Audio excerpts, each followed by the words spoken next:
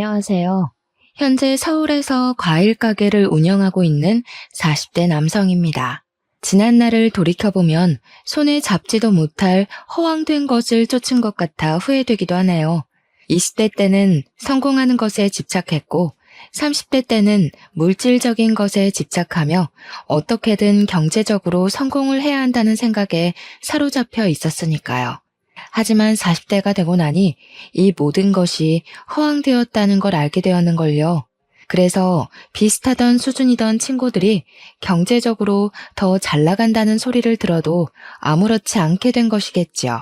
이런 저에게 한 가지 취미가 있다면 그건 바로 사연 채널에서 사연자분들의 이야기를 들으며 과일을 파는 것이에요. 인간 같지 않은 못된 사람들 때문에 상처받고 괴로워하는 사연을 들을 때면 가슴이 아려오곤 합니다. 사연자분들 또한 가슴에 묻어두었던 상처를 꺼내기 위해서 수많은 시간이 걸렸겠죠. 용기를 내어 사연을 신청하신 사연자분들을 보며 저 또한 용기를 내어 오늘 아무도 몰래 숨겨두었던 상처를 고백하게 되었네요. 사연을 신청한 오늘만큼은 과일 장수가 아닌 사연자가 되어 여러분들에게 그동안 있던 이야기를 들려드리려고 합니다. 자식들은 보통 부모의 영향을 받아 비슷한 직업을 갖는다고 하는데요. 저 또한 그랬어요. 과일 장수로 일하던 아버지로 인해 어린 시절부터 트럭을 타고 다니며 전국 각지로 과일을 팔러 다녔거든요. 아버지께서는 돈을 못 버는 날이라도 꼭 아들은 저에게만큼은 따뜻한 국밥을 사주실 만큼 다정하고 가정적인 분이셨습니다. 하지만 이런 아버지의 다정함과는 별개로 저희 가족은 참 가난하게 살았네요. 아무리 과일을 싼 값에 내놓는다고 해도 트럭 여기저기에 굴러다녀 상태가 좋지 못한 과일이 잘 팔리는 건 가물에 콩이 나듯 드문 일이었으니까요. 그래서 어머니께서는 부족한 생활비를 메꾸기 위해 열심히 부업을 하며 일을 하셨죠. 부잣집에 일손을 돕거나 김장을 하면서 말이에요.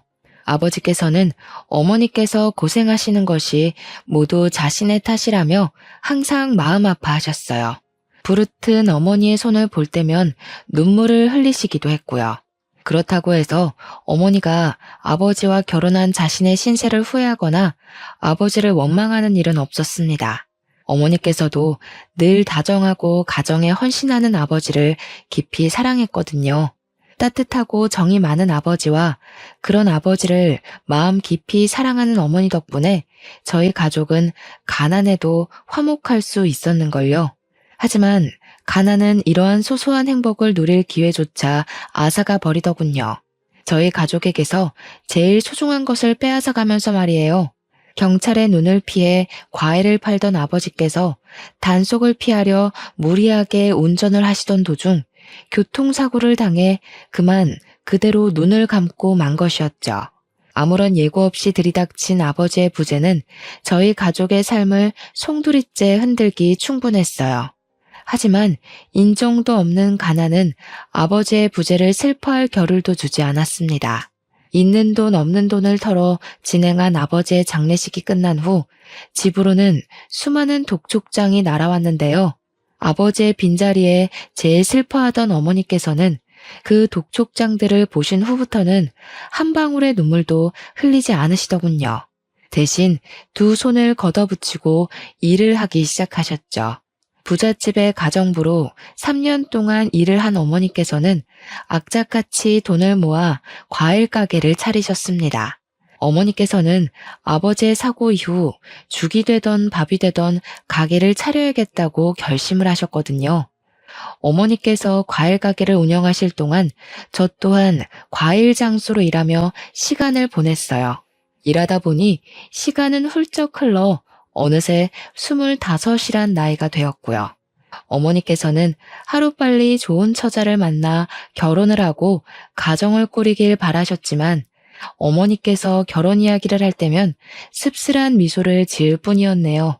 가난한 데다가 홀어머니까지 모신 남자에게 시집을 올 여자는 아무도 없는 거잖아요. 그런데 한평생 박복한 세월을 보낸 것을 불쌍하게 여겨서인지 저에게도 결혼할 기회가 찾아오더라고요. 상대는 과일 가게 맞은편 작은 중소기업에서 격리로 일하는 단골 손님이었죠. 여자는 항상 생글거리는 낯으로 사과를 한 바구니씩 사갔는데요. 눈이 펑펑 내리던 추운 겨울, 여자는 퉁퉁 부은 눈을 하고선 사과를 내달라고 하더군요. 연유를 묻자 결혼을 약속한 남자 쪽 집안에서 여자의 어머니께서 다방을 운영한다는 이유로 파혼을 요구했다고 말을 했어요. 어린아이처럼 눈물을 흘리는 여자의 모습을 보자 마음이 좋지 않았습니다. 그래서 더 챙겨주려고 노력을 한 것이었죠. 그리고 이런 연민은 시간이 지나자 사랑이 되었어요. 여자를 만나기에는 턱없이 부족한 환경이기에 마음을 밀어내보려 했지만 쉽지가 않았고 결국 여자에게 고백을 한 후 만남을 이어갔고요. 만난 지 3년이 지난 후 결국 저희는 부부의 인연을 맺게 되었답니다. 결혼한 후 아내에게 참 감사했어요. 아내가 아니었다면 평생 홀로 외롭게 살았을 테니까요. 그런데 어머니께서는 저의 생각과는 다른 듯 보였습니다. 장모님이 다방을 운영하는 것을 탐탁지 않게 생각하시던 어머니께서는 아내 또한 반기지 않으셨죠. 어머니께서는 불같은 성정을 지닌 것에 비해 마음은 누구보다 여리고 정이 많으셨기에 같이 얼굴을 맞대고 살다 보면 아내에게도 정을 붙일 거라 생각했는데요. 어머니께서는 이런 기대를 산산이 조각내시고 말았네요. 잘해보려 노력하는 아내의 모습을 볼 때면 아내의 안 좋은 점을 찾기 위해 두 눈을 부릅뜨셨으니까요. 어디 결혼까지 한 여자가 해프게 웃음을 흘리고 다녀? 어머니, 그게 무슨 말씀이세요? 물건 파는 장사꾼 입장에서 손님한테 과일만 내드릴 수도 없는 일이잖아요. 어머니께서 더 잘 아시면서. 그냥 매번 저희 가게에서 과일 사가시는 게 감사해서 사과 하나 더 넣어드린 것뿐이에요. 아이고, 말이나 못하면 온 동네 남정네들 한 실실 웃음이나 흘리고 다니는 주제에 어디 시애미한테 큰 소리야? 그냥 두면 우리 아들 두고 바람 피울 게 뻔한데 이런 식으로 다른 남자들한테 한눈 팔고 다닐 거면 당장 이혼해라. 멀쩡한 우리 아들 고생시키지 말고. 어머니, 아무리 제가 마음에 안 드셔도 그렇지. 어떻게 결혼한 지 1년도 안 된 며느리한테 이혼하란 말씀을 하실 수가 있으세요? 참나, 애비도 없이 웃음 팔고 다니는 애미랑 둘이 살았다길래 눈칫밥 몇 번 먹여주면 제 발로 떨어져 나갈 줄 알았는데 너도 참 독하구나. 그러니까 멍청한 척 순진한 척 떨면서 세상 물정 모르는 순진한 우리 아들을 깨웠겠지. 좋다. 못 알아먹는 것 같으니 내가 친히 알려주마. 난 더럽게 서방 아닌 남자들 주머니에서 나온 돈으로 먹고 사는 네 애미도 그런 돈으로 먹고 자란 너도 아주 치가 떨리도록 싫다. 우리 아들 생각해서 참으려고 해도 다른 사내들 떼탄 니까지 께 우리 아들이랑 한 이불 덮고 잔다고 생각하면 우라통이 터져서 살 수가 없어. 남이 건네준 돈으로 먹고 산 건 저희 엄마나 어머니나 별반 다를 게 없는 거 아닌가요? 어머니도 과일 산다는 사람 남자 여자 가려서 파시는 거 아니잖아요. 아무리 우진 씨가 좋다고 해도 어머니께서 자꾸 이런 식으로 중간에 회방 놓으시고 못 살게 구시면 저도 어쩔 수가 없죠. 이런 식이면 어머니 안 보고 살겠습니다. 남자의 눈 돌아간 것 치고 시애미 대접 제대로 하는 것이 없지. 네가 아주 시애미 얼굴에 먹칠을 제대로 하는구나. 아내 또한 어머니 못지않은 괄괄한 성격을 가지고 있었기에 어머니와 아내의 사이는 회복할 기미를 보이지 않았고 결국 제가 나서서 두 사람 사이에 끼어들 수밖에 없었습니다. 어머니께서는 애미도 버린 매정한 놈이라며 서운해하셨지만 이제는 한 가정의 가장이 되었기에 어쩔 수가 없었죠. 그 후 아내는 과일 가게에서 일하는 것을 그만두고 가정주부로 사는 생활을 시작하게 되었어요. 다달이 나가는 생활비를 생각하면 맞벌이를 하는 것이 맞았지만 차마 아내에게 맞벌이 하자는 말을 꺼내지는 못하겠더군요. 그동안 마음고생으로 힘들었을 아내를 편히 쉬게 해주고 싶었거든요. 그래서 더 열심히 일한 것이고요. 가게의 문을 열고 과일을 파는 것만으로는 한계가 있었기에 가게 문을 닫은 밤이면 근처 아파트 단지에 전단지를 돌리며 돈을 벌기 위해 노력했죠. 어휴, 장사하는 집에는 사람이 잘 들어와야 가게도 번창하고 돈도 잘 버는 건데 장사도 영 시원찮은 게 아무래도 근본도 없는 저 몹쓸 것이 안방을 치고 있어서인 듯 싶구나. 제발 이상한 거로 끼워 맞추지 좀 마세요. 바로 앞에 대형마트 생겨서 그런 걸 왜 집에 있는 험한 사람 탓으로 돌리세요? 이제 그만하실 때도 됐잖아요. 어머니 자꾸 이러시면 그러고 싶지 않아도 자꾸 집사람 편들 수밖에 없어요. 그러니까 이제 집사람 흉보는 건 그만두세요. 좋게 생각하려고 해도 상황이 요 모양 요 꼴로 돌아가는데 어떻게 흉을 안 봐? 제발 지마폭에 쌓여있지 말고 현실을 좀 봐라. 니쳐 들어오고 나서 장사가 잘 되는 날이 있나 없나. 가게에 들어오는 손님이라고는 똥이나 싸지르는 똥파리뿐이니 좋게 생각할 수가 있어야지. 어머니께서는 대형마트가 들어와 가게에 장사가 안 되는 것을 아내의 탓으로 돌리시더군요. 계속해서 아내를 안 좋게 생각하시는 어머니로 인해 자연스럽게 아내의 편을 들 수밖에 없었고요. 처음 몇 번은 어머니와 아내 사이를 회복하기 위해 노력하기도 했지만 그럴 때마다 어머니께서는 아내에게 홀려 이상한 수를 쓴다고 나무라셨기에 어쩔 수가 없었어요. 그리고 곧이어 점점 줄어드는 가게 매출로 인해 어머니와 아내의 사이에 소홀해질 수밖에 없었죠. 과일 가게를 살려보기 위해 과일을 반값에 내놓아 보기도 하고 덤으로 다른 과일을 손님들에게 끼워드리기도 했지만 품질이나 가격 모든 면에서 대형마트를 따라갈 수는 없었기에 손님들의 발길은 점점 끊길 수밖에 없었네요. 하락세에 가까운 수입에 얼마 후 10년간 이어오던 가게 문을 닫을 수밖에 없었고요. 가게를 접은 후에는 공사판 막노동 일이며 대리운전 같은 일을 가리지 않고 했지만 임금이 적다 보니 생활비를 하기도 빠듯하더군요. 그러던 중 귀농을 해 농사를 시작했다는 친구의 이야기를 듣게 되었죠.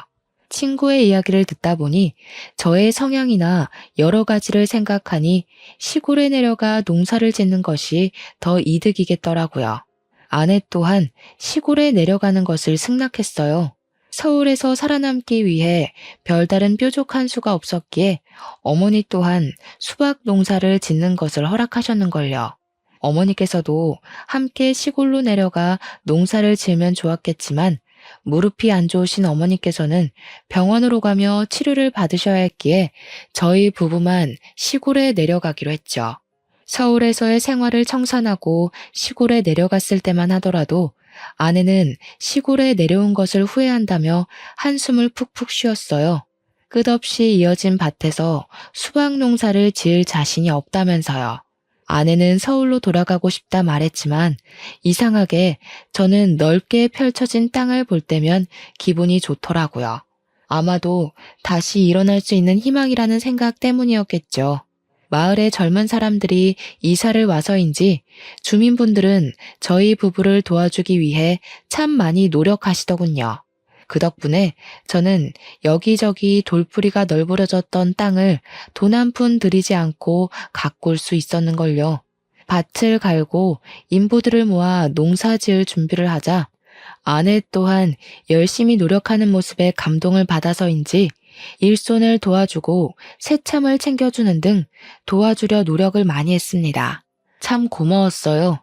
부족한 형편인 것을 이해해 줄 뿐만 아니라 언제나 저의 뜻을 믿고 지지해 주었으니까요. 그리고 이런 아내의 내조와 저의 노력 덕분인지 더할 나위 없는 풍년이 찾아오고 수박 농사는 성공하게 되었죠. 농사를 시작한 지 불과 1년 만에 일어난 일이었습니다. 제가 재배한 수박은 지역에서도 품질 좋기로 소문나 부르는 것이 값일 정도로 비싸게 팔렸는데요. 이 덕분에 과일 가게를 운영할 때와는 비교도 안 될 만큼 많은 이익을 거둘 수 있었네요. 경제적으로 나아진 후 그동안 고생한 어머니에게도 잘해드리려 노력을 했습니다. 어머니께서는 필요 없다 말씀을 하셨지만 생애 처음 시설 좋은 아파트에 입주를 하시니 입에 귀가 걸릴 정도로 한박 웃음을 지으시더군요. 더불어 경제적으로 안정이 된 후에는 어머니와 아내의 고부 갈등 또한 전과는 비교할 수 없을 정도로 나아졌어요. 웃는 낯으로 잘 지내는 어머니와 아내의 모습을 볼 때면 마음이 뭉클해졌죠. 드디어 한 가족이 된 거잖아요. 경제적으로도 가정적으로도 안정이 된 후 저희 부부는 아이를 가지기 위해 노력했습니다. 저희 부부 둘 다 시기가 안 좋아 미뤘을 뿐 아이를 참 좋아했거든요. 하지만 세상 일이 모두 마음처럼 되지 않듯이 저희 부부에게는 아이 문제가 그렇더라고요. 자연 임신에 실패한 뒤 여러 번 시험관 수술을 진행했지만 임신이 되지 않을 뿐더러 아내의 몸은 날로 쇠약해져만 갔죠. 실패를 거듭해 갈수록 아내는 몸뿐만 아니라 마음까지 지쳐가는 것 같았어요. 결국 아내의 건강을 위해 아이를 포기하기 결심을 했고요. 아이를 포기한 후 저희 부부는 전국 각지의 여행을 다니며 아픔을 이겨내기 위해 노력했습니다. 다행히 물 좋고 산 좋은 곳을 찾아다녀서인지 아내의 건강은 나날이 좋아져 갔죠. 몸뿐만 아니라 마음까지도요. 주위의 몇몇 사람들은 결혼을 한 횟수가 오래될수록 아내와 사이가 안 좋아진다고 했지만 저희 부부는 그 반대였습니다. 결혼을 한 지 7년이란 세월이 흘렀지만 여전히 서로 사랑하고 존중했으니까요. 항상 제일 가까운 곳에서 응원해주고 힘을 써주는 아내 덕분에 행복하기만 했고요. 저희 부부는 한 달에 한 번 제주도로 여행을 떠났는데요. 제주도 여행을 예약하고 얼마 안 돼 아내는 제주도 여행을 미루자고 말을 꺼냈네요. 다리가 다친 장모님의 병간호를 해야 한다면서요. 몸이 불편한 장모님을 두고 여행을 가봤자 마음이 편하지 않을 게 뻔했기에 바로 제주도 여행을 취소했죠. 그런데 장모님이 우리 집에 오신 후 한 가지 문제가 발생했습니다. 다리에 있던 깁스를 푼 후에도 장모님께서는 도통 저희 집에서 나갈 생각을 안 하신다는 것이었죠. 일주일이나 길어도 한 달이면 댁으로 돌아가실 거라 생각했지만 장모님은 그대로 석 달이 지나도록 저희 집에 눌러앉아 생활하셨어요. 물론 장모님께서 조용히 요양하실 목적으로 오셨다면 상관이 없었지만 장모님께서 도리어 자신의 친구들을 불러 밤이고 낮이고 술판을 벌이셨죠. 일찍 잠자리에 들고 꼭두 새벽에 일어나 일할 준비를 하는 저에게 이런 장모님의 행동은 치명적이었고요. 차마 장모님에게 대놓고 말할 수가 없어 아내에게 은근히 눈치를 주었는데요. 처음 몇 번은 사과하며 중재를 하려던 아내조차 시간이 지나자 미안한 신용은커녕 적반하장으로 나오며 오히려 저를 나무랐어요. 당신 참 너무하다. 우리 엄마가 평생 집에 있겠다는 것도 아닌데 그깟 술상 버리는 게 뭐가 어떻다고 자꾸 눈치를 줘? 처음에는 하늘의 별이라도 따줄 것처럼 굴더니 이제 결혼한 지 수십 년도 더 지났다 이거야? 갑자기 그 얘기가 왜 나와? 내가 뭘 어쨌다고. 그게 아니면 갑자기 우리 엄마 내쫓으려는 이유가 뭔데? 이런 대우받을 줄 알았으면 처음부터 결혼도 안 하는 건데. 당신 솔직히 말해봐. 겉으로는 직업에 귀천이 없다. 우리 엄마 직업 이해한다. 말은 그렇게 해도 속으로는 어머니랑 똑같이 다방 차린 우리 엄마 욕하면서 다 늙어서 웃음이나 실실 파는 여팻네라고 생각하는 거지? 아니라고 잡았대도 당신 얼굴에 다 쓰여 있어. 우리 엄마 무시한다고. 우리 엄마한테 어떻게 그럴 수 있어? 내가 언제 장모님을 무시했다고 그래? 당신이야말로 장모님 생각하는 거 반만이라도 나한테 써봐. 나 수박 농사 시작한 후로 길어야 하루에 5시간 자면서 버텨 돈 벌어야 하니까. 그 돈으로 당신 손에 물 안 묻히고 호강시켜주면서 살게 해주려고. 이장님도 그러시더라? 자식도 없는데 마누라 고생 안 시키겠다고. 새참도 알아서 해결하고 일도 소처럼 하는 건 이 동네에서 나밖에 없다고. 어떻게 다른 사람도 다 하는 걸 제일 옆에 있는 당신이 몰라? 내가 뭐 대단한 걸 바란 것도 아니고 잠이라도 편하게 자려고 장모님 술자리 갖는 것 좀 줄여달라고 하는 게 그게 그렇게 큰 잘못이야? 그러지 말아야지 100번 1000번 다짐을 했지만 자꾸만 장모님을 감싸는 아내를 보니 어쩔 수 없이 언성을 높이게 되더라고요. 높아진 목소리가 들렸는지 거실에서 친구들과 술판을 벌이고 있던 장모님께서는 안방으로 건너오셨습니다. 솔직히 전후 사정을 다 알게 된다면 장모님께서도 당연히 자신이 잘못을 인정하실 거라 생각했는데요. 장모님께서는 오히려 입속을 이죽거리며 팔짱을 끼고 저를 노려보시더군요. 집안의 가장이라는 사람이 이렇게 속이 좁아서야 어디에다 써먹으라는지. 손가락 하나 안 들어갈 것처럼 좁아 터진 속 가진 자네랑 산 우리 딸 세월이 아까울 지경이네. 집에 마누라가 이쁘면 처갓댁에 말뚝을 박는다고 하던데. 장모가 술상 몇 번 버렸다고 마누라를 휘어잡을 정도면 자네 그동안 우리 딸을 얼마나 발 아래로 봤다는 건가? 내가 속이 터져서 할 말이 없네. 우리 딸이 어디가 어때서 자네같이 별 볼 일 없는 사람한테 천대까지 받으면서 살아야 하나 이 말이야. 어디 우리 딸 아니었으면 나무 토막처럼 고지식한 자네가 결혼이나 했을 줄 아나? 내가 거기 기가 쳐서 말이 안 나오네. 됐어 엄마 그만해. 어차피 어머니랑 똑같이 귓구멍이 막혀서 말해줘도 몰라. 다른 집이었으면 머리에 나사 하나 빠진 것 마냥 헬렐레 하는 사위 진작 내치고 새로 들였을 걸세. 참나 기가 막혀서 장모가 떡하니 앞에 있는데도 내쫓으려고 눈이 벌걸 정도면 뒤에서는 얼마나 흉을 봤을는지. 누가 보면 아주 대단한 벼슬자리에라도 나간 줄 알겠다. 고작 이런 총구석에서 소똥 묻혀가며 농사가 짓는 주제에 원선이 넌 시댁가거든 네 시모 안방이나 들어가 봐라. 혹시 아니? 대단하신 농사꾼 사위께서 하도 처갓댁 흉을 봐서 안방에 계신 시모께서 부적이라도 썼을지. 제 딴에는 아내를 위해 개인의 생활까지 포기하며 노력을 했다고 생각했는데 참 허탈하더군요. 지금까지 저 혼자만 아내를 위해 노력한 것이라는 것을 알게 된 거잖아요. 장모님의 태도를 보니 확신이 섰죠.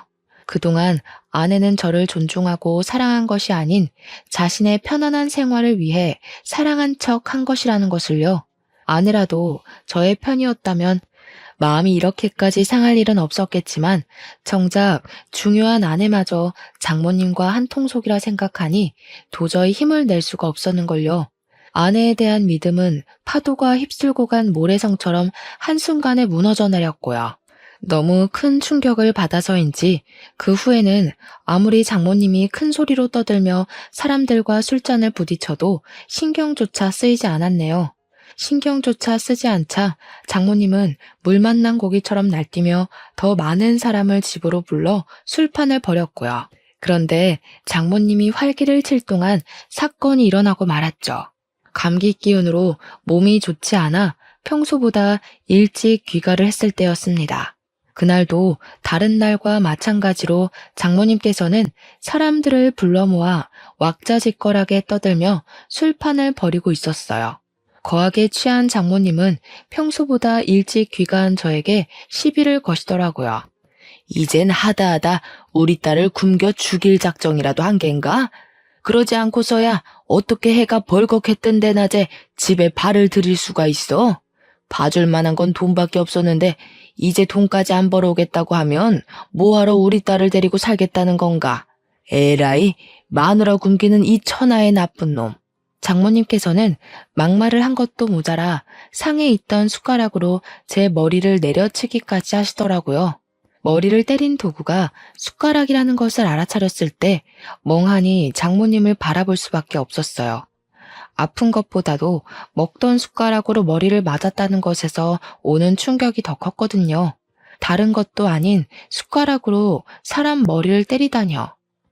울분으로 몸을 떠는 찰나 머리채가 잡힌 장모님께서는 곧바로 바닥에 내팽겨 쳐졌습니다. 장모님을 응징한 사람은 다름 아닌 저희 어머니였죠. 어디 감히 그 더러운 숟가락을 올려? 다른 남자가 내다 버린 헌시짝 같은 걸 며느리라고 귀히 여겨줬더니 은혜를 이런 식으로 갚아? 어머니, 제발 진정부터 하세요. 귀한 내 아들이 더러운 손가락으로 머리통을 맞았는데 진정은 무슨? 그 주둥이로 친정이란 말을 꺼내기 전에 우리 아들 머리통 때린 네 엄마부터 말렸어야지. 시애미한테 바락바락 대들던 상황은 다 어디에 두고 제 남편을 맞는 꼴을 그냥 보고만 있어? 맞을 짓을 했으니까 맞았죠. 저희 엄마가 괜히 그랬겠어요? 그래, 지금 보니 그 잘난 혓바닥은 시애미 성질 돋을 때만 쓰는 모양이구나.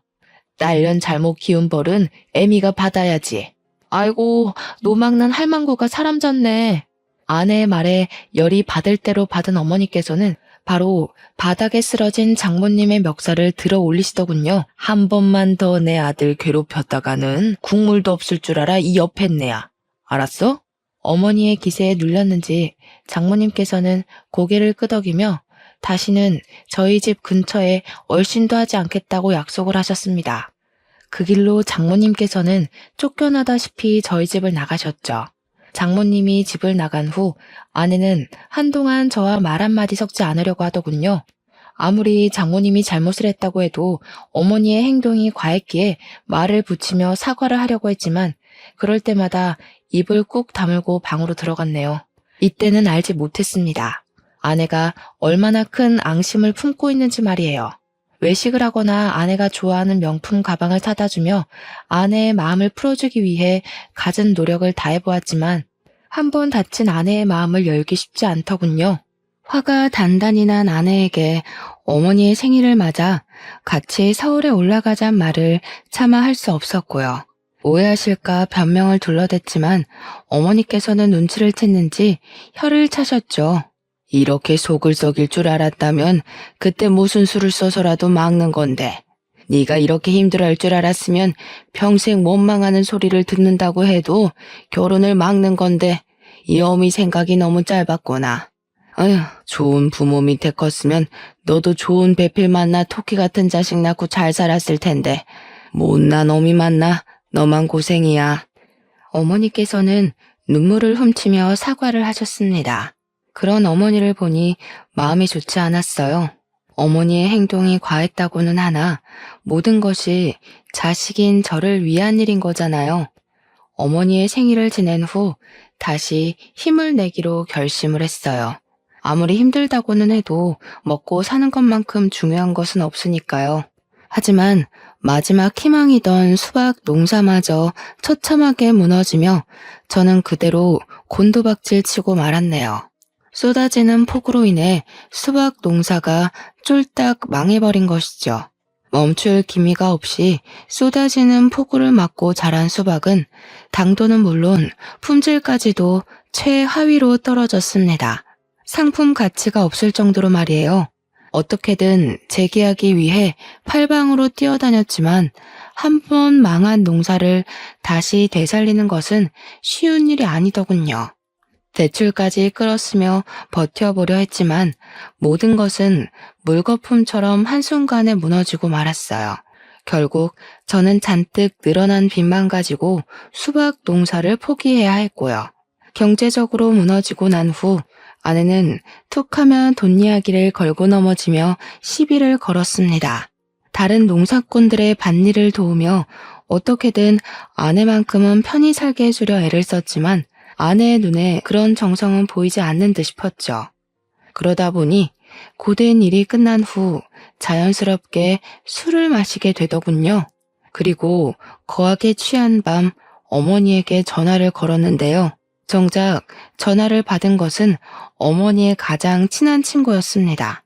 아이고 우진아, 이 일을 어쩌면 좋으냐. 네 엄마가 쓰러졌어. 이놈아, 당장 서울로 올라와라. 근데 어머니가 쓰러지시다뇨. 그게 무슨 말씀이세요? 어머니가 어디 다치시기라도 했다는 말씀이세요? 조금 다쳤으면 네 엄마가 전화를 받았겠지. 네 엄마 바로 수술 들어가야 한다니까 당장 달려와라. 큰 수술 앞뒀는데 아들 녀석이 엄마 옆에 있어줘야지. 전화를 끊자마자 어떻게 택시를 잡았는지조차 모를 정도로 급하게 택시를 타고 서울로 올라갔습니다. 수술해야 한다는 말을 들었을 때는 가슴이 철렁 내려앉았고요. 병원에 도착한 후 곧장 어머니에게 전화를 걸자 어머니께서는 뇌졸중으로 쓰러지셨다고 하더군요. 하염없이 수술실 앞을 기다리자 불안함을 감출 수가 없었습니다. 수술이 끝난 후 의사가 말하길 쓰러진 후 바로 병원으로 온 덕분에 후유증이 없을 거라 말했지만 그래도 안심이 되질 않더군요. 어머니가 쓰러진 것이 모두 그동안 무심했던 스스로 때문에 일어난 일 같았거든요. 수술이 끝난 후 어머니께서 혼자서 거동을 할 수 없으셨기에 집으로 모시려고 했는데요. 사정을 말하자 아내는 기가 차다는 듯이 콧방귀를 뀌며 어머니를 본가로 모시는 것을 절대 반대했는걸요. 어머니가 우리 엄마한테 어떻게 했는지 벌써 잊었어?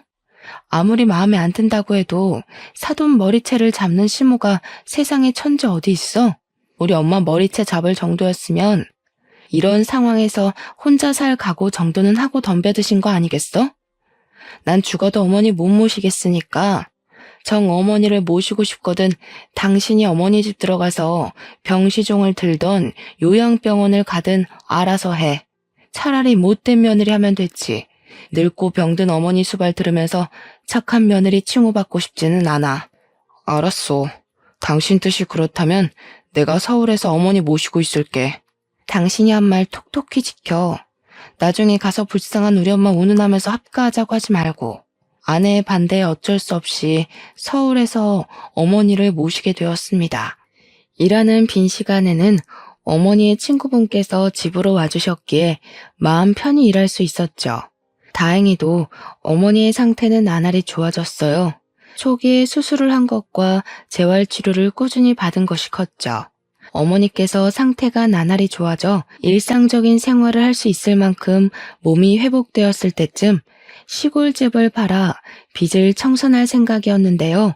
어머니께서는 극구 사양을 하시며 자신의 낡은 빌라를 팔아 빚을 갚는 데 보탬을 해주셨네요.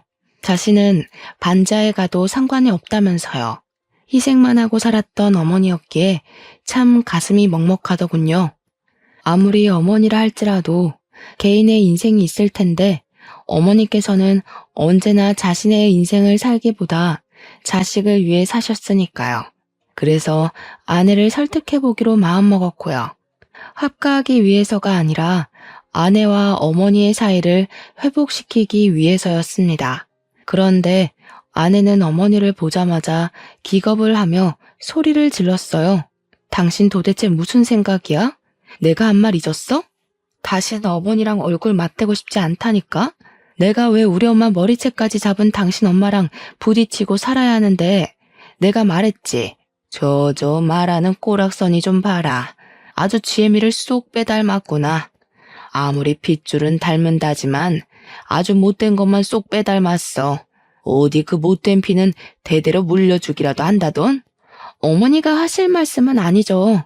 위아래도 없이 사돈 머리채도 잡으시는 분이 못된 피를 운운하다뇨. 제가 나쁜 피를 물려받았으면 어머님 아들은 어머님한테 줄줄이 망하는 피만 물려받았겠네요. 이 사람 매번 한 일마다 망하는 걸 보면? 그래, 네가 언젠가는 그럴 줄 알았어. 우리 아들 주머니에서 돈이 떨어지니까 드디어 네가 기어코 본성을 드러내는구나. 에라이 못된 년. 네 애미처럼 똑같이 벌 받아봐라. 어머니, 지금 뭐 하시는 거예요? 어머니, 도대체 왜 이러세요? 어머니께서는 이성을 잃고 아내에게 달려들어 또다시 머리채를 잡으셨습니다. 뒤이어 어머니를 말렸지만 이미 어머니의 손에는 아내의 머리카락 뭉텅이가 잡혀 있었어요. 자신의 머리가 빠진 것을 본 아내는 기겁하며 짐을 챙겨 현관문으로 나섰고요. 황급히 아내를 붙잡아 보았지만 공포에 질린 아내는 잡는 손길을 뿌리쳤죠. 이거나 당신 못 봤어? 어머니 손에 뽑힌 내 머리카락. 이대로 가다간 어머님이 내 머리채가 아니라 내 머리까지 뽑을 텐데 무서워서 내가 어떻게 살아. 내가 어머니 대신 사과할게. 우리 이러지 말고 말로 하자. 제발 이러지 마. 차라리 평생 과부로 살면 살았지 더 이상 며느리 쫓아내고 싶어 안달난 시모랑은 못 살아. 붙잡으려 했지만 아내는 이미 집을 나간 후였습니다. 아내와 갈등이 있기는 했지만 이혼할 생각은 죽어도 없었기에 아내의 행적을 수소문하기 시작했죠. 하지만 이미 아내 주변 사람들은 입을 맞춘 듯 하나같이 아내의 행방에 대한 귀뜸조차 해주지 않더군요. 장모님은 두말할 것도 없었고요. 내가 왜 자네한테 우리 딸내미 행적을 알려줘야 하나? 아직도 자네 엄마한테 머리채 잡힌 것만 생각하면 내가 하도 억울해서 자다가도 벌떡벌떡 일어나 냉수를 들이켜내. 그것도 모자라 귀한 내 딸 머리채까지 잡아놓고 뭐? 어디 있는지를 알려줘? 정 자네 처가 보고 싶으면 법원이 나오게. 장모님의 말처럼 아내는 얼마 안 가 이혼 소송을 걸어왔습니다. 아내를 보며 이야기를 나누고 싶었지만 그 어디에서도 아내를 만날 수 없었기에 저는 급하게 변호사를 선임할 수밖에 없었는걸요. 그리고 제가 아내를 만난 곳은 결국 법원이 되었죠. 확고하게 이혼 생각이 있는 아내와 달리 저는 가정을 지키고자 이혼을 거부했는데요. 아내는 혼인 기간 내내 고부 갈등을 겪은 것과 경제적으로 무능한 저로 인해 겪은 스트레스를 내세우며 이혼을 요구하더군요.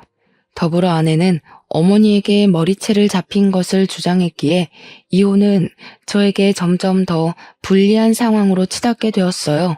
어머니께서 아내와 장모님의 머리채를 잡았다는 결정적인 증거가 없었기에 첫 번째 재판은 아내와 저 모두에게 도움이 되지 못한 채로 끝이 났네요.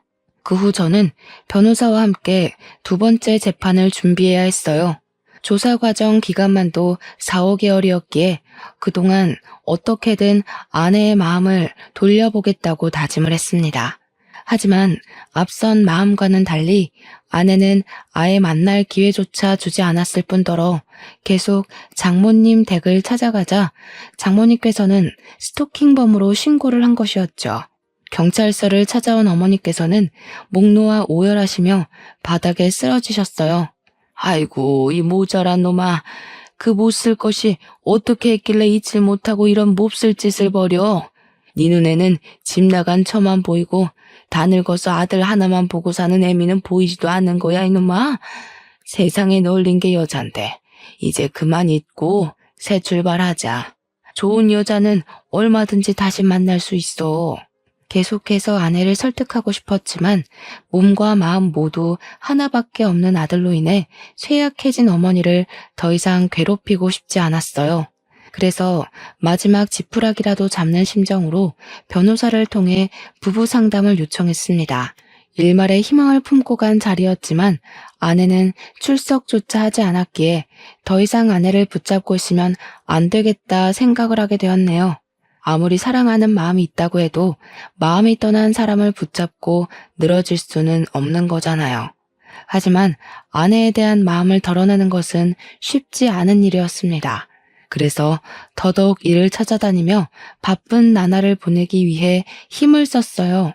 처음에는 절대로 아내를 잊을 수 없을 것 같았지만 바쁜 나날을 보내다 보니 금세 아내에 대한 마음을 덜어낼 수 있더군요. 비록 아주 조금이었지만 그마저도 참 감사했죠. 아내가 덜어진 만큼 더 열심히 살아야겠다고 생각을 하게 됐거든요. 그런데 이런 이유는 얼마 가지 않았네요. 어머니의 행동이 이상해지기 시작했으니까요. 평소 핸드폰을 귀찮게 여기시던 어머니께서는 언젠가부터 핸드폰을 분신처럼 가지고 다니며 집착을 하셨어요. 그 모습이 참 이상했죠. 핸드폰에 스치기만 해도 어머니께서는 예민하게 반응하셨는걸요. 이런 어머니의 행동을 옆에서 지켜보고 있자니 덜컥 겁이 났습니다. 어머니께서 보이스피싱이라도 당한 게 아닌가 하는 걱정 때문이었어요. 핸드폰을 확인하려 했지만 어머니께서는 핸드폰을 항시 자신의 몸에 핸드폰을 지니고 계셨기에 확인을 하는 것 또한 쉽지 않았죠. 걱정이 나날이 깊어지던 중 어머니께서는 모른 번호로 걸려온 전화를 받으시더군요. 안방에 문까지 걸어 잠그고 말이에요. 통화가 끝난 후 어머니께서는 급하게 집을 나서셨어요. 저는 조용히 그 뒤를 밟았고요. 자차를 타고 가면 들킬 수도 있기에 허겁지겁 택시를 불러 앞질러 차를 탄 어머니의 뒤를 따랐습니다. 한참을 달리고 나니 어머니께서는 고급 주택가가 모인 곳에서 내리셨고 저는 근처에 세워진 차에 몸을 숨기고 어머니를 지켜보았죠. 몇 번이 지났을까. 고급 주택의 문이 열리고 어머니를 괴롭히던 사람이 모습을 드러냈는데요. 주인공의 얼굴을 확인 후 심장 소리가 빨라지며 입에서는 악소리가 나올 정도로 놀랄 수밖에 없었어요. 지금까지 어머니를 괴롭혔던 사람은 다른 누구도 아닌 아내였으니까요. 튀어나오려는 비명을 간신히 손으로 막으며 어머니와 아내의 행동에 주의를 기울였죠. 이해가 가질 않았습니다. 아내의 친정 형편이 잘 사는 것도 아니었고 그렇다고 아내의 능력이 뛰어난 것도 아니었기에 의문일 수밖에 없었네요. 아내는 전문 대학교를 졸업하고 작은 중소기업의 경리로 일하던 것이 전부였으니까요. 어머니 그 정도 연기로 되겠어요? 하려면 제대로 하셔야죠. 제가 말씀드렸잖아요. 확실하게 해야 된다고. 아내는 어머니를 하대하는 것이 자연스러워 보였습니다. 어머니께서는 아내 앞에 잔뜩 주눅이 들어있었고요.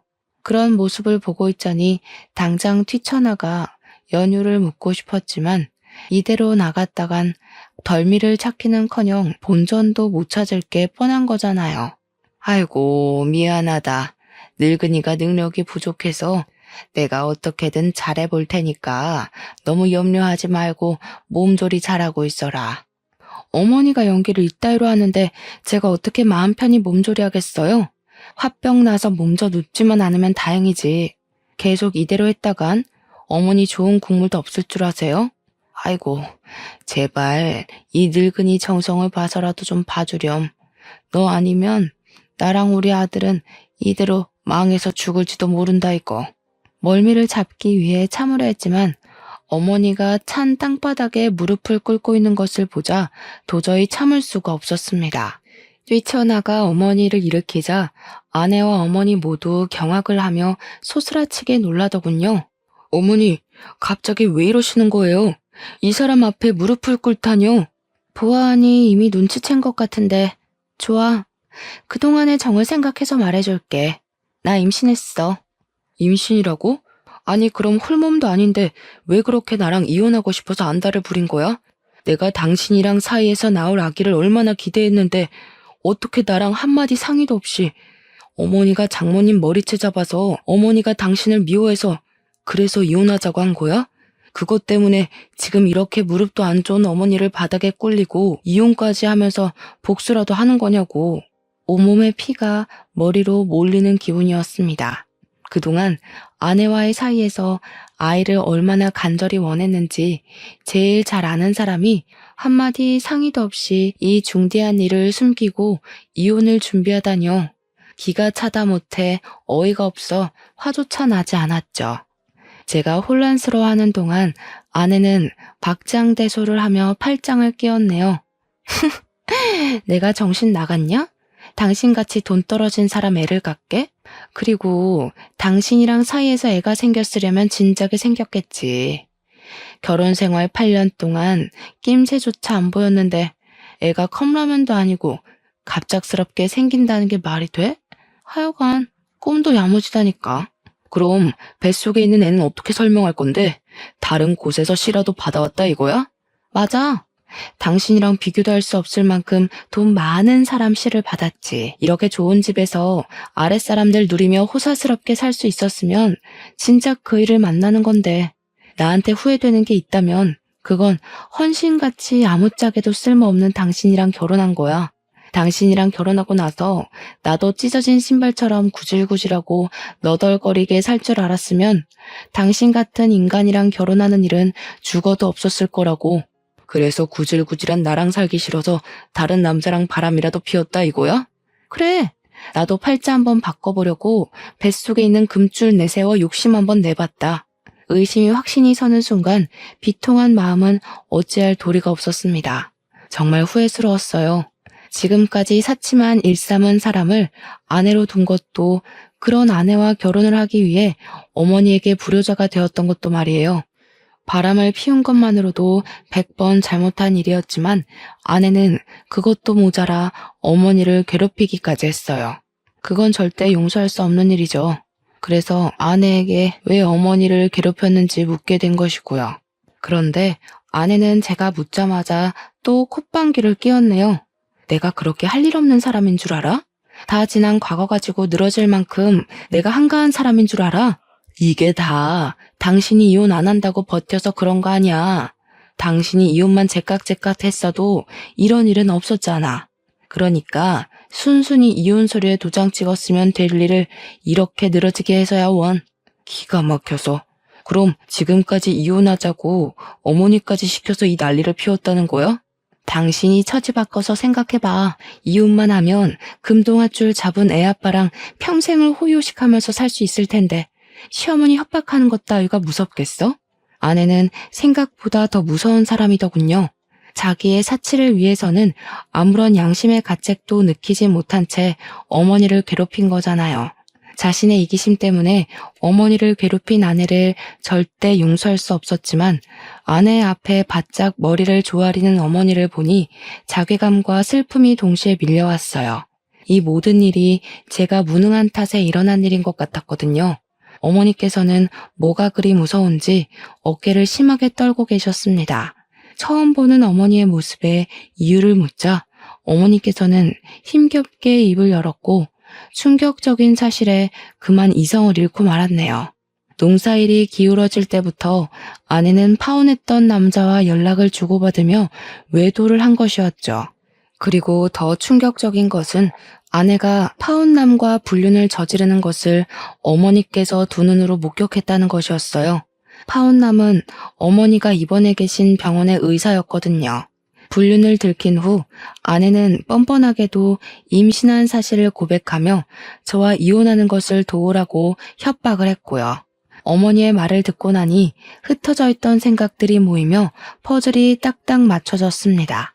불륜한 것이 걸리게 된다면 자신의 의지대로 이혼을 할 수 없을 뿐더러 아이 또한 사실혼 관계인 저의 아이가 되기에 지금까지 이런 모략을 꾸민 것이었죠. 혼란스러워하며 손만 떨고 있자 어머니께서는 자신의 가슴을 때리며 오열을 하셨어요. 이 모든 것은 저를 위한 일이었다면서요. 이혼만 해주면 네 앞으로 남아있는 빚더미는 물론 억만금을 주겠다는데 세상에 그 제안 거절할 부모가 세상에 어디 있겠니? 어차피 망가진 인연 그냥 떠나보내주고 앞으로 일만 생각하자 우진아. 복수심 때문에 일을 그르치기에는 너무 큰 금액이잖니. 그동안 어머니께서는 대가로 받게 될 돈을 위해 아내에게 치욕스러운 모욕을 당하면서도 꿋꿋하게 연기를 하신 모양이었습니다. 파혼남에게 받은 돈으로 저에게 새 삶을 살게 해주기 위해서요. 숨어있던 진실을 알아갈수록 저에게 돌아온 것은 허탈함과 후회뿐이었어요. 모든 의욕이 상실하고 나니 더 이상 부득이한 싸움을 하고 싶은 생각도 없었고요. 그래서 아내가 원하는 대로 순순히 이혼을 해주게 되었죠. 불행 중 다행이라면 파혼남은 어머니와 저에게 위로금이란 명목으로 억 단위의 돈을 넘겨주었다는 것이었어요. 모든 것이 끝난 후 한동안은 폐인처럼 살았습니다. 무의식적으로 둘러본 아내의 SNS에 파혼남과 함께 행복스레 찍은 사진을 올릴 때면 저도 모르는 사이 두 눈에서는 눈물이 흘러나왔고요. 그런데 그것도 잠시 평생 아내를 그리워하며 폐인처럼 지낼 수는 없다는 생각이 들었어요. 그래서 파혼남이 준 돈으로 다시 장사를 시작하게 된 것이죠. 다른 장사를 하고 싶었지만 예전부터 보고 배운 것이 과일 장사밖에 없기에 결국 다른 장사를 시작하게 되었는걸요. 다행히 유동인구가 많은 곳에 터를 잡아서인지 장사가 잘 되더군요. 그 덕분에 바쁘게 살아 아내를 빨리 잊을 수 있었고요. 그런데 아내에 대한 생각을 다 잊어갈 때쯤 전화가 걸려왔습니다. 상대는 다름 아닌 아내였죠. 전화한 이유도 참 과간이었어요. 뱃속에 있는 아이가 파혼남의 아이가 아닌 것이 밝혀지며 땡전 한 푼 받지 못하고 쫓겨나게 된 것이었습니다. 아내는 파혼남뿐만 아니라 다른 남자와도 양다리를 걸친 것이죠. 씨도 안 준 엄한 놈한테 전화할 게 아니라 애아빠한테 전화해야 하는 거 아니야? 그랬으면 내가 당신한테 전화했겠어? 하룻밤 같이 논 사람이라 주소는커녕 번호도 모르는데 내가 애아빠한테 어떻게 전화를 해. 당신 나랑 애 키우면서 오순도순 잘 살고 싶다고 했잖아. 그 꿈 내가 이뤄줄게. 우리 뱃속에 있는 애 키우면서 같이 살자. 내가 정신 나갔고 바람까지 피운 당신이랑 애를 키우겠어? 당신이란 여자는 목소리만 들어도 징글징글할 정도로 신물이 났는데 내가 왜 다른 집시까지 뵌 당신이랑 다시 합쳐서 살아야 하는데? 당신 소원은 헌신짝 같은 나랑 이혼하는 거였잖아. 난 이미 당신이 원하는 대로 해줬으니까 같이 애 키워줄 애 아빠 구하고 싶으면 다른 데서 알아봐. 여보, 야박하게 굴지 마. 아무리 내가 잘못한 게 있다고 해도 같이 지내던 정을 생각해서 걷어줄 수는 있는 거잖아. 구구절절 앓는 소리를 하는 아내를 보니 그동안 왜 아내 같은 여자에게 목을 맸을까 하는 후회가 밀려오면서 전화를 끊게 되었습니다. 그 후 아내에게는 몇 번이나 전화가 왔지만 더 이상 아내의 전화를 받아줄 이유는 없었기에 핸드폰을 뒤집어 놓았죠. 오갈 곳이 없자 저에게 집착하는 아내를 보며 집도 과일 가게도 이사를 하길 참 잘했다는 생각이 들더라고요. 현재 저는 아내를 완전히 잊고 과일 가게를 운영하며 어머니와 잘 지내는 중이에요. 간간히 다른 번호로 연락이 오는 걸 보니 아내는 여전히 잘 지내지 못하는 것 같아요. 전에 듣기론 아내 아이와 함께 물 새는 반지하에서 산다고 하더군요. 아내 같은 여자를 엄마로 둔 아이가 불쌍하기는 하지만 도와준다면 또다시 아내와 엮일 것이 뻔하기에 모른 척 할 수밖에 없는걸요. 사정을 알고 있는 주위 사람들은 아내에 대해 험담을 하는데요. 그렇다고 아내와 함께 지냈던 시간을 후회하지는 않습니다. 아내와 지낸 시간 덕분에 저는 인생에서 도움이 되지 못하는 사람을 걸을 수 있었고 더 성장할 수 있었으니까요. 더불어 항상 곁에 있어주신 어머니에게 감사함을 느끼는 중이에요. 현재 과거의 저처럼 몹쓸 사람으로 힘겨운 일을 겪고 계신 시청자분들이 계신다면 복수를 위해서라도 꿋꿋하게 자신의 자리를 지키며 살아가시기 바라겠습니다. 내가 성공해 잘 사는 것, 그것이 제일 큰 복수이니까요. 그럼 시청자분들에게 고개를 숙이며 오늘 사연 마무리 짓도록 할게요. 사연을 시청해주신 시청자분들 진심으로 감사드립니다. 늘 행복하세요.